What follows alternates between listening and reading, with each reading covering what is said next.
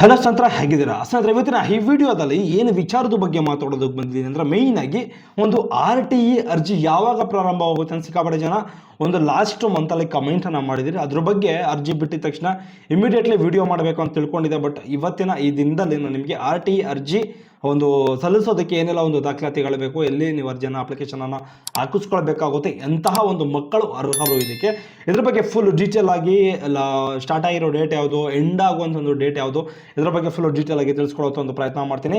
ದಯವಿಟ್ಟು ನಮ್ಮ ಚಾನಲ್ಗೆ ಯಾರಾದರೂ ಫಸ್ಟ್ ಟೈಮ್ ವಿಸಿಟ್ ಮಾಡಿದ್ರೆ ಕೂಡಲೇ ಸಬ್ಸ್ಕ್ರೈಬನ್ನು ಮಾಡ್ಕೊಳ್ಳಿ, ಹಾಗೆ ಬೆಲ್ ಐಕಾನ್ ಬಟನ್ ಮೇಲೆ ಕ್ಲಿಕ್ ಮಾಡಿ. ಅದೇ ರೀತಿ ನಮ್ಮ ವಿಡಿಯೋದ ಒಂದು ಟಾರ್ಗೆಟ್ ಒಂದು 100 ಲೈಕ್ಸ್ನ ನಾನು ನಿಮಗೆ ರಿಕ್ವೆಸ್ಟ್ ಮಾಡ್ತಾ ಇದ್ದೀನಿ ಅಷ್ಟೇ. ದಯವಿಟ್ಟು ನಮ್ಮ ವಿಡಿಯೋ ಒಂದು ಲೈಕ್ ಮಾಡಿ. ಸದ್ಯ ಬನ್ನಿ ಈ ವಿಡಿಯೋ ಸ್ಟಾರ್ಟ್ ಮಾಡೋಣ. ಸದ್ಯ ಮೊದಲನೇದಾಗಿ RTE ಒಂದು ಅರ್ಜಿ ಪ್ರಾರಂಭ ಆಗಿದೆ. ಸುಮಾರು ಪ್ರಾರಂಭದ ದಿನಾಂಕ 22/3/2024 ಒಂದು ಪ್ರಾರಂಭ ಆಗಿದೆ. ಅಂದರೆ ಇವತ್ತು 22 ಇರಬೇಕು ಡೇಟು, 22, 23 ಇರಬೇಕು. ಬಟ್ ಆದರೆ ಒಂದು ಇದ್ದ ಲಾಸ್ಟ್ ಡೇಟ್ ಯಾವಾಗ ಅಂದರೆ ನೆಕ್ಸ್ಟ್ ತಿಂಗಳು 22ನೇ ತಾರೀಕು 22/4/2024 ಏನು ಮಾಡಿದ್ದಾರೆ, ಈ ಒಂದು ಅಪ್ಲಿಕೇಶನ್ ಡೇಟ್ ಲಾಸ್ಟ್ ಆಗುತ್ತೆ ಅಂತ ಹೇಳ್ಬೋದು.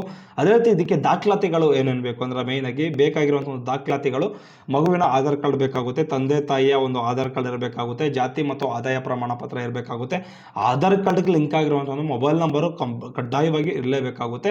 ಅದೇ ರೀತಿ ಮಕ್ಕಳು ಯಾವ ವಯಸ್ಸಿನ ಮಕ್ಕಳು ಇದಕ್ಕೆ ಅರ್ಹರಿರ್ತಾರೆ, ಯಾವ ವಯಸ್ಸಿನ ಮಕ್ಕಳು ಇದಕ್ಕೆ ಅರ್ಜಿಯನ್ನು ಸಲ್ಲಿಸ್ಬೋದು ಅಂದರೆ, ಮೇಯ್ನಾಗಿ ಅಂಡರ್ 1/6/2019 ಏನು LKG ಮಾಡ್ತಾ ಇರ್ತಾರೋ ಅಂತಹ ಒಂದು ಮಕ್ಕಳಿಗೆ ಎಲಿಜಿಬಲ್ ಅಂತ ಹೇಳ್ಬೋದು. ಅಂದರೆ 2020 ಒಳಗಡೆ ಇರಬೇಕಾಗುತ್ತೆ. 2019 20 ಒಳಗಡೆ ಡೇಟು ಮೆನ್ಷನ್ ಮಾಡಿದರೆ 1/6 ಅಂದರೆ 1 ವರ್ಷದ ಒಳಗಡೆ LKG ಮಾಡ್ತಿರೋ ಒಂದು ಮಕ್ಕಳಿಗೆ ಒಂದು ಇದು ಮಾಡಿದರೆ. ಅದೇ ರೀತಿ ಕ್ಲಾಸ್ ಫಸ್ಟ್ ಅಂದರೆ ಇವಾಗ 1ನೇ ಕ್ಲಾಸ್ ಏನಾದರೂ ಎಜುಕೇಷನ್ ಮಾಡ್ತಿದ್ದಾರೆ ಅಂಥವ್ರಿಗೂ ಸಹ ಒಂದು ಅರ್ಜಿಯನ್ನು ಸಲ್ಲಿಸ್ಬೋದಾಗಿದೆ. ಅದೇ ರೀತಿ 1/6/2017 ಮತ್ತು 1/1/2019 ಸಹ ನೀವು ಅರ್ಜಿಯನ್ನು ಸಲ್ಲಿಸ್ಬೋದು. ಅರ್ಥ ಆಯ್ತಾ? ಇದನ್ನು ಮೈಂಡಲ್ಲಿ ಇಟ್ಕೊಳ್ಳಿ. ಅಂದರೆ ನಾನು ಏನು ಡೇಟ್ ಹೇಳ್ತಿದ್ದೀನಿ ಗೊತ್ತಾ, ಮೇಯ್ನಾಗಿ LKGಗೆ ಸುಮಾರು 2019 6ನೇ ತಿಂಗಳಲ್ಲಿ ಜನಿಸಿರುವಂಥ ಒಂದು ಮಕ್ಕಳು ಇದಕ್ಕೆ ಅರ್ಜಿಯನ್ನು ಸಲ್ಲಿಸ್ಬೋದು. ಅರ್ಥ ಆಯ್ತಾ? ಇದಕ್ಕೆ ಸುಮಾರು 2020 ಒಳಗಡೆ, ಅದೇ ರೀತಿ 2019 ಮೇಲೆ ಒಂದು ಜನನವಾಗಿರಬೇಕು ಮಗು. ಇಂತಹ ಒಂದು ಡೇಟ್ ಆಫ್ ಬರ್ತ್ಗಳು ಮಾತ್ರ ತಗೊಳ್ತದೆ. ಅದೇ ರೀತಿ ಫಸ್ಟ್ ಸ್ಟ್ಯಾಂಡರ್ಡ್ಗೆ ನೀವು ಅಪ್ಲಿಕೇಶನ್ ಹಾಕಿಸ್ಕೊಳ್ಬೇಕು ಅಂದರೆ 1/6/2017 ಮಗು ಜನಿಸಬೇಕಾಗಿರ್ತದೆ. ಅದೇ ರೀತಿ ನೆಕ್ಸ್ಟು ಅಲ್ಲಿಂದ ಹಿಡಿದು 1/1/2019 ಇಷ್ಟು ಒಂದು ಅಂಡರಲ್ಲಿ ಮಗು ಜನನವಾಗಿದ್ದರೆ ಅಂದರೆ ಹುಟ್ಟಿದರೆ ನೀವು ಡೇಟ್ ಆಫ್ ಬರ್ತ್ ಮೂಲಕ ಸಲ್ಲಿಸಬೇಕಾಗುತ್ತೆ ಅರ್ಜಿ. ಇದನ್ನು ದಯವಿಟ್ಟು ಅರ್ಥ ಮಾಡ್ಕೊಳ್ಳಿ. ಇದು ಅಷ್ಟೇ ಸಿಂಪಲ್ ಕಾನ್ಸೆಪ್ಟ್ ಅಂತ ಹೇಳ್ಬೋದು. ಅದೇ ರೀತಿ ನಿಮ್ಗೆ ಏನಾದರೂ ಇದರಲ್ಲಿ ಡೌಟ್ಸ್ ಇರೋ ಕೂಡಲೇ ಕಮೆಂಟನ್ನು ಮಾಡಿ. ಅರ್ಜಿ ಯಾವ ರೀತಿ ಹಾಕಿಸ್ಕೊಳ್ಳೋದು ಅಂದ್ರೆ ಪ್ರಾಕ್ಟಿಕಲ್ ಆಗಿ ತೋರಿಸಿದ್ರೆ ಖಂಡಿತವಾಗ್ಲೂ ತೋರಿಸುವಂಥ ಒಂದು ಪ್ರಯತ್ನ ಮಾಡ್ತೀನಿ.